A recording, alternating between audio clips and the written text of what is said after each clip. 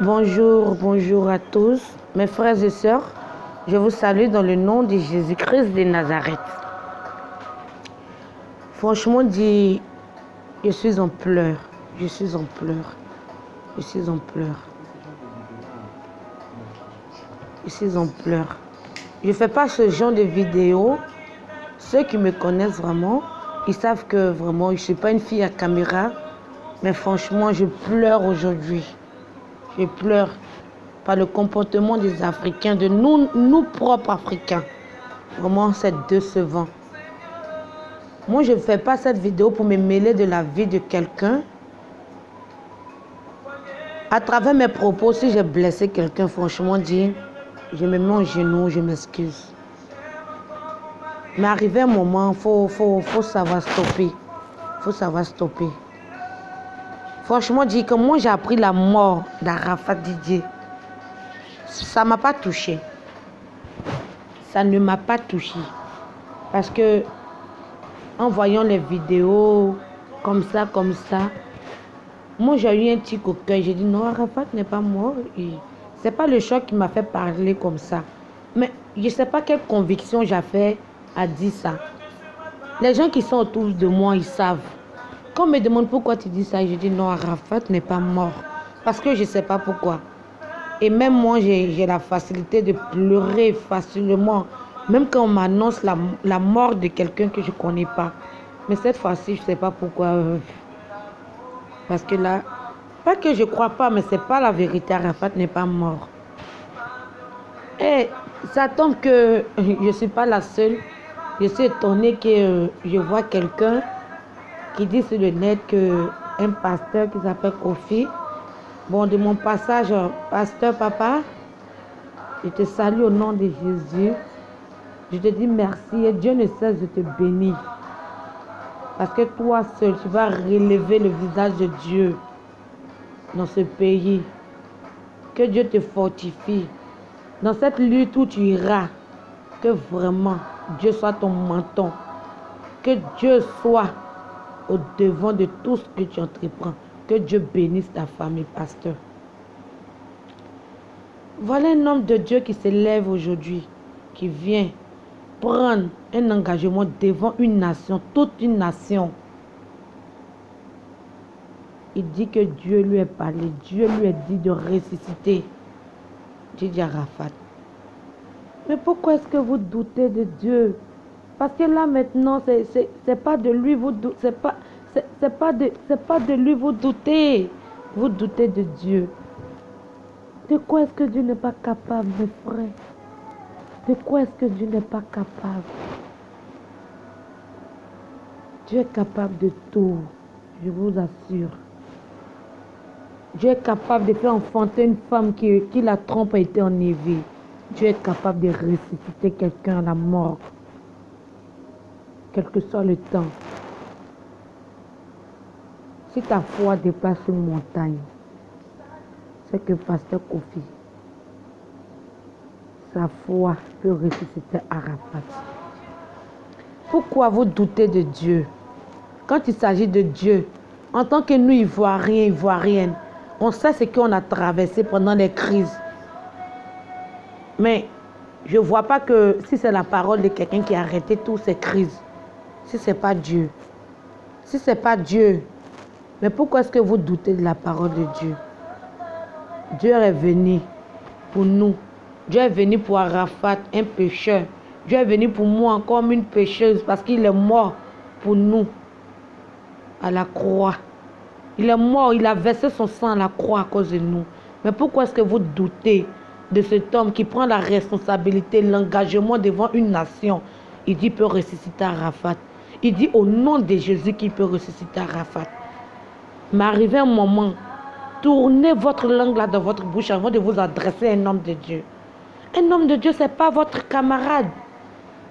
Si quelqu'un parle de Dieu, ayez peur de lui. Parce qu'un homme de Dieu n'est pas un homme ordinaire. C'est un homme extra et ordinaire. Aujourd'hui, vous pouvez partir dans une église. Vous êtes dans une église. Tu vas là-bas, tu trouves que tu ne te sens pas à l'aise. Chaque personne, normalement, se sent à l'aise chez un pasteur. Chaque personne, il y a d'autres personnes qui sont à l'aise avec un pasteur. Là, la communication rentre. Il y a d'autres personnes qui sont à l'aise avec des servants de Dieu. Là, la communication passe. Il y a d'autres personnes qui sont à l'aise avec des prophétiseurs. Et là, la communication passe. Mais laissez-moi vous dire, chacun se sent à l'aise là où il peut se sentir à l'aise. Vous comprenez? Tu peux partir à l'église aujourd'hui avec ta soeur. Le pasteur va voir les choses sur toi, il ne va pas voir si ta soeur. Vous allez dire, c'est parce que Dieu ne la voit pas. Ou même parce qu'elle souffre et on ne voit rien sur sa vie. Donc Dieu l'a abandonnée.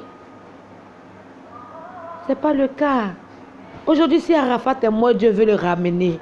C'est parce que Dieu veut que Arafat soit son serviteur. Aujourd'hui, qui sont ceux que les diables utilisent? Ce sont des personnes qui ont des avantages. Des personnes que le diable sait que vraiment ceux-là, ils auront une gloire extraordinaire.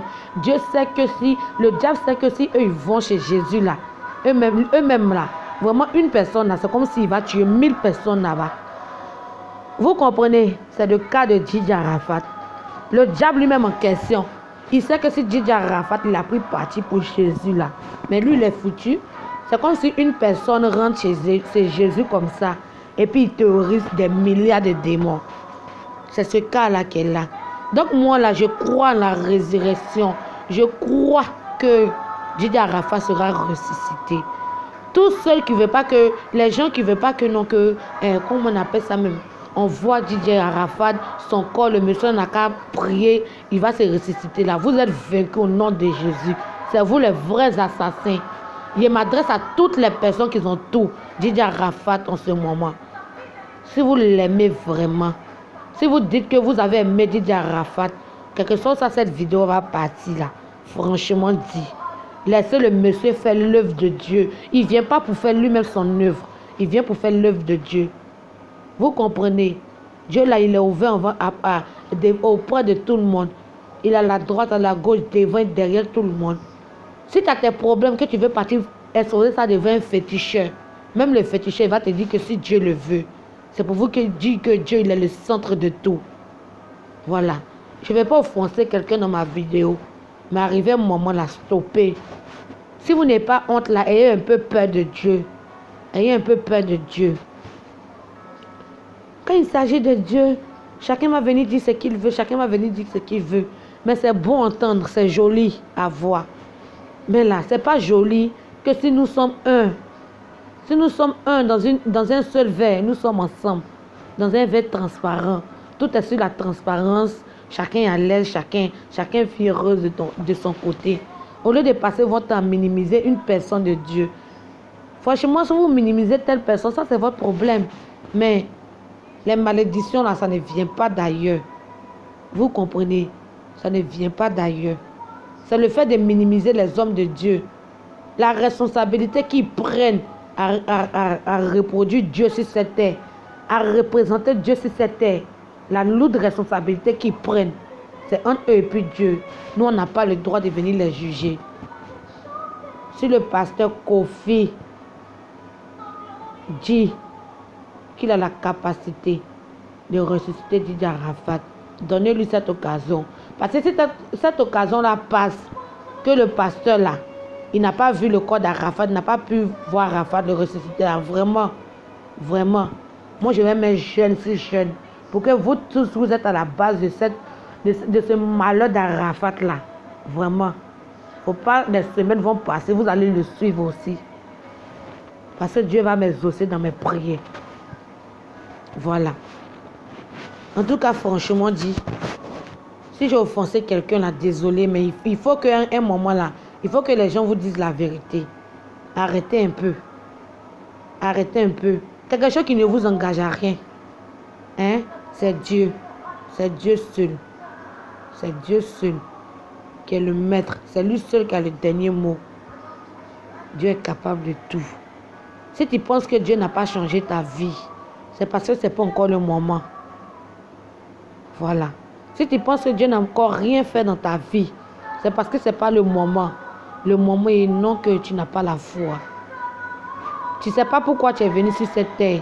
Donc là, arrivé un moment, Il faut qu'on appelle les choses par les noms. Il faut qu'on apprenne à respecter les hommes de Dieu. Parce que là, on va commencer à s'élever pour ça. On ne va pas vous forcer. Mais vous n'êtes pas obligé de les regarder, les pages. Vous n'êtes pas obligé de les écouter. Il y a beaucoup de prophètes sur cette terre. Il y a beaucoup de pasteurs. Mais chaque pasteur reconnaît son domaine. Il sait dans quoi il est spécialisé. Aujourd'hui, il peut y avoir 2 malades.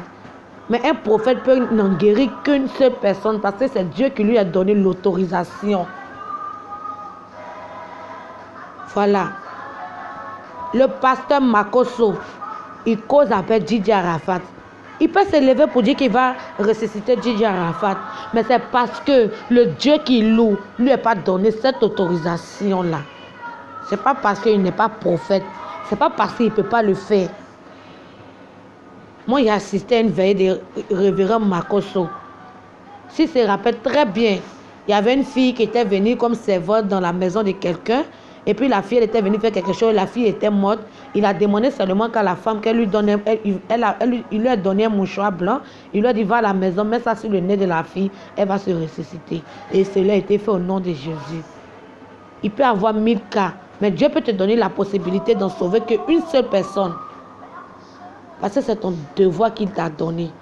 Vous pensez que les hommes de Dieu, là, ils s'élèvent comme ça pour faire, parce qu'ils ont vu qu'on les voit. Vous pensez qu'eux aussi n'ont pas de vie, quoi. Ils n'ont pas envie de vivre, ils ont envie de venir s'introduire dans la vie des gens.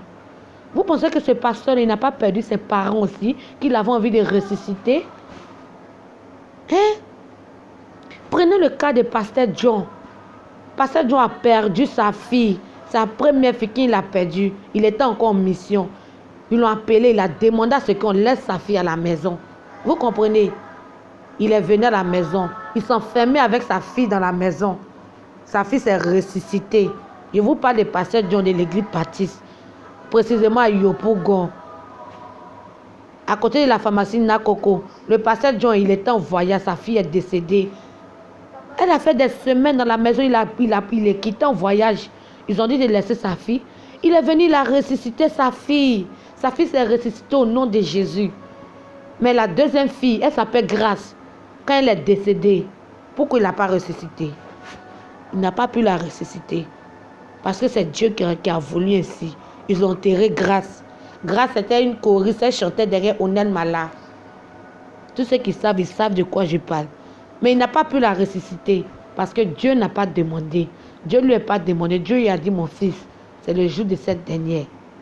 Vous comprenez? Donc là, quand vous voyez les hommes de Dieu qui font les trucs bizarres, c'est bizarre devant vous, mais aux yeux de Dieu, c'est clair. Donc arrêtez de minimiser les hommes de Dieu, s'il vous plaît. S'il vous plaît, arrivez à un moment là, il faut savoir faire les choses. En tout cas, moi, je vais en vouloir à ceux qui ne vont pas donner l'autorité à ce pasteur-là de prouver la gloire de Dieu sur ce pays-là. Vraiment, je m'adresse aux autorités de ce pays-là, franchement. Faites quelque chose. Faites quelque chose. En tout cas, merci pour ceux qui vont écouter cette vidéo. Merci pour ceux qui vont m'insulter. De toutes les manières, je vous laisse. Mais une chose est sûre que moi, je crois en Dieu. Je crois aux paroles dites par le monsieur, par le pasteur Kofi. Il n'est pas mon parent, je ne le connais pas, il ne l'a jamais vu. Mais franchement dit, je le crois. Parce que une fois qu'il met le nom de Dieu devant, il sait que Dieu, il sait ce qu'il a fait dans ma vie. Il sait ce qu'il a fait pour des personnes au milieu des milliers de personnes. Il sait ce que Dieu a fait. Il sait ce que Dieu a fait. Dieu, c'est quelqu'un qui voit une fourmi noire en bas d'une pierre noire. Pourquoi vous minimisez Dieu? Ce n'est pas lui, vous le minimisez. Vous êtes en train d'insulter Dieu. Arrivé un moment, il faut arrêter. De toutes les manières, je bénis la vie de toutes les personnes. Je sais que Didi Arafat sera ressuscité. Quel que soit ce qu'ils diront, quel que soit ce qu'ils feront, ils ont déjà échoué dans le nom puissant de Jésus. Pasteur, sois béni. Que Dieu te comble de ta grâce, qu'il te donne longue vie, qu'il bénisse ta famille, tes entrailles. Au nom de Jésus. C'était mon message que j'avais à passer à toute la nation ivoirienne. Merci à tout le monde. À la prochaine.